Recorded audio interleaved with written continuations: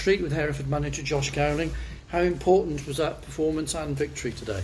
Yeah, obviously off the back of the second half of Kiddie, it was important to kind of back that second half performance up with a win at home. You know, we've had a good attendance today, and probably of late we've not performed at home when we've had a good attendance here. So it's important for us to first get on the front foot, but obviously put a performance on for the fans.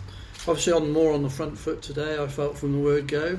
The introduction of Miles' story at Scarborough seemed to give you a spark, and that carried on today. Yeah, I mean, we looked at how we've been over the last couple of weeks, and we've probably in wide areas probably not been as effective as what we would have liked. So for that reason, obviously we changed the system and the shape, and obviously, like you say, with Miles coming on at Scarborough the other day, he just gave us a massive lift. So obviously with a performance like that, you've got to then kind of back that out with the same team, and that's what we did. How much licence did you give the players to get into the penalty boxes? I don't think I've seen, apart from maybe away at Boston, I don't think I've seen so many Hereford players in the opposition penalty area. Yeah, I mean, I spoke about this at length with a few people actually. It's difficult, when we're not playing through the thirds to get in the box, it's difficult to get numbers in the box. And I think today, because of the midfield we had, it enabled us to play up through the pitch to then get in a position where we could actually get bodies in the box. And I think that was probably the main difference today. Obviously, we can stretch the lines as well, obviously with Miles in behind and Aaron short, so it enabled us to have that trust in the squad to then our midfielders to latch on and pick up the second balls and get in and around the box. So I think that was the big thing, and that's probably the reason why we had as many as we did in the box. And what a difference fully fit wing-backs make to your system. Yeah, well, we've not had it, have we? So, over the weeks, we've been chopping, changing a lot. We've obviously injured lads and not having games and all that stuff. And Levy's still got a lot to come because he's not played a lot of football lately. But obviously with the system we play, they're important that they get forward. Jack Evans he's got energy for days, doesn't he? And he's running again at the end of the game, or getting crossed in the box. So it's really important in the system that we have our fullbacks that are willing to be aggressive and get on the front foot and get forward. And they're excellent today. How much pressure do you feel you've been under recently? Obviously no results, not first home victory since October today. I think people need to realise about me, I like to think I'm a winner. When I don't win one game, I'm under pressure. That's how I feel. No one will put more pressure on than me for myself. That's what I'm like. At the end of the day, it's my team, it's my system, it's my philosophy. And when we're not winning, it hurts me more than anyone else. I've probably not spoken to my family in about 2 weeks, to be honest, because I've just been in my office working hard to try and get things right. And then I know the lads have been working hard themselves. So, look, pressure's pressure, that's part of the job. As a manager, you lose a couple of games during the pressure, of course you are.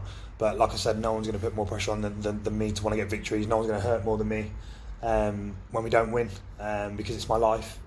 I think people have to realise managing is the best thing in the world and the worst thing at the same time, and it's the most lonely place in the world when you're not winning. And what I've done is batten down the hatches and worked hard, found ways to tweak the team.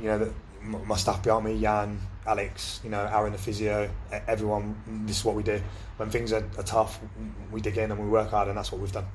How much do you accept criticism that you can be ultra defensive in the way that you've set things up, whereas today you allowed the players to seemingly be much more expansive? Yeah, but we've scored goals more than we have last year, and that wasn't necessarily a criticism last year, was it? So, look, I know how it is. You're not picking up points. Everything's under the microscope.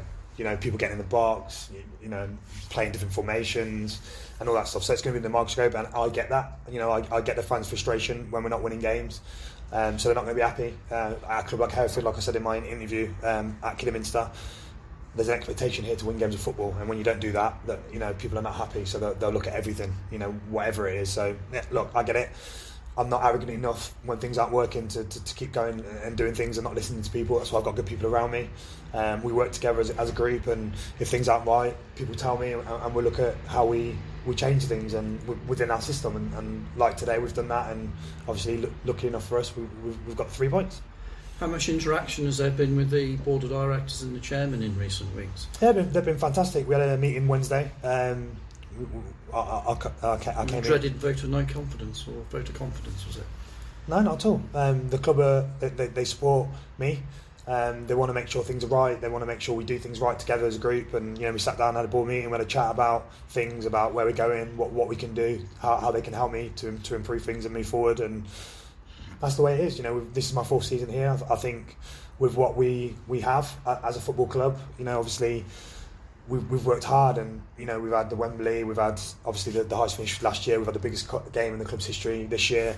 So we've been pretty successful with what we're dealing with and what we've got. And obviously, as a manager, you always want more. You want more of everything. But I understand that I have to be adaptable at this football club to make sure we get results and go in the right way. But it's just about, for me, it's about managing expectations. I think it's a big thing. We want progression, and that's an important thing. But it's going to be, we're not in a position to have progression, winning the league tomorrow with where we are as a football club. You talk about adaptability. Farnsley Celtic could be a totally different prospect to Scarborough, who like to get the ball down and play today. Now, I imagine that Farnsley will come with a different perspective.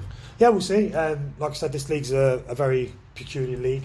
Everyone beats everyone, don't they? And back-to-back wins for us. And any team propels you straight up there. Now, I look at the table now, and we're in a better position than we were before the game. But hey, it's a different challenge, a different test, and we've got to get up for it. We've got to treat that game as if it's a Scarborough or a Fylde or a Kinkland or whatever it is, and put in a good shift and work rate. And if we do that against Farnsley on Tuesday night, then I'm sure we'll come out victorious. Thanks for your time. Cheers, thank you. You said in your interview last week with Trevor that you'd have to if you want to bring anybody in, you've got to go out. Yeah. Dayleaf's obviously gone to Bedford. Yeah. Any others gone? Not yet. No. We'll have those conversations next week, and then we'll decide what's what after those conversations. Are you expecting that one or two will go? Yes. Yeah. And Marco Russi's obviously gone back to Coventry. Are you hoping to get him back? Yeah, I mean, I would love him here today. We spoke to Coventry, and I think they had an injury in their first team with one of the starters, so they want him in and around the first team training, which, look, for a 19-year-old, you can't begrudge that opportunity going into a championship club and training there. But we'll assess it, and obviously we'd love to get Marco back, and I know Marco wants to come back. So, yeah, hopefully they get some bodies in, and then we can have him back. And how big an impact has Ryan Lloyd had? Last season when he was missing, Hereford went for a bad patch, and it seems that he's come back and kind of driven us forward again. Yeah, I mean, I think Lloydie's one of those players that if you don't probably know the game, you don't understand what he gives you. I think we had it last year. I think there was a period when he was playing and people weren't happy with him and they were moaning about him playing, and then he comes out of the team and everyone's like, we need Lloydie back. So Lloydie's just one of them players. He works hard, he's honest, he's got that experience, he gets on people. I know he doesn't speak as much as I probably like, but what he will do is get on people to make sure they work like he does. But what he does is he drags the team forward with his work rate. And I think he's, Harry being in and around him a lot. You look at Harry's fitness levels today compared to what it was last year, and he's pressing, working hard. Same with Kane. So we've got a really good balance in there. But Lloydie's been a massive miss for us over the last, I don't know, I think it's been 10, 15 weeks, whatever it's been. So it's good to see him back. Okay.